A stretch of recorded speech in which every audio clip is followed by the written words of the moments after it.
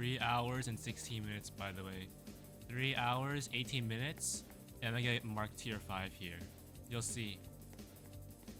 You're probably wondering how to speedrun it, but I'll explain in a bit. First, let me prove that I have T5 PETENT.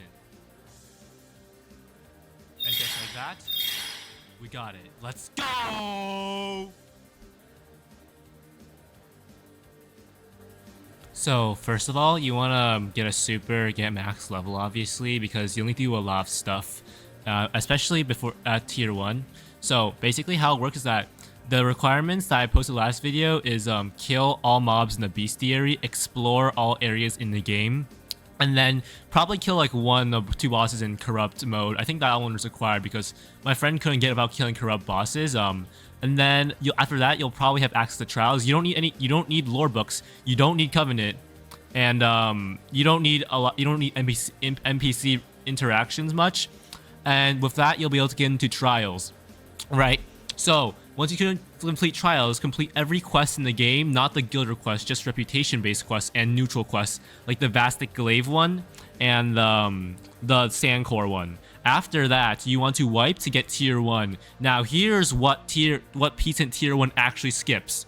The first thing is that you will not need a void key to access the void trials, which is super clutch, which means you will need to place another void key inside your soul vault, because the soul vault will eat up your void key when you get each tier of PETENT.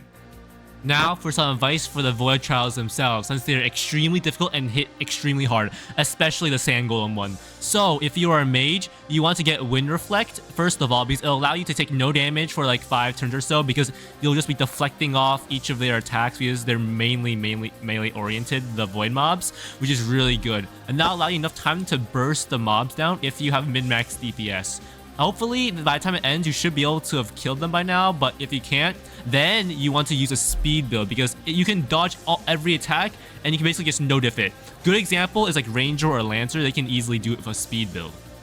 If you're having trouble, grab 2 invisibility potions. You can get them from guild requests, from Deep Force, or from the Crylight quests that you'll have to do anyway for your requirements. Basically, they allow you to do anything you want for 2 turns as long as it's not offensive, meaning you can set up or heal or like just like chill and wait out your CDs, which is really good.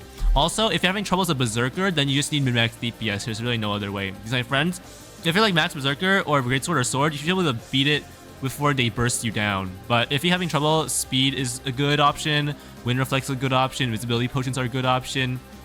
And basically, after you get tier 1, Envy is actually optional. If you don't believe me, Starfill also agrees with me, and he said it himself in the info server. I decided to double check his theory, and in that speedrun, I was able to get that I got PETENT in 3 hours and 16 minutes in. I did not kill Envy once. So here's all I did in that slot. I did not get a Covenant. I rushed to Elementalist. I rushed to max level. I killed Corrupted Yartle. I killed Thorian with friends. I killed Slime King. I killed all the normal mobs except for Shadeblade and Matrom's Vessel. Then I explored every region of the map and completed all quests. And then I wiped, and that after trials, and that was it. If you're wondering, this is why the skill is worth it. Look at that fucking damage, bro. What the? And if you weren't convinced, here you go.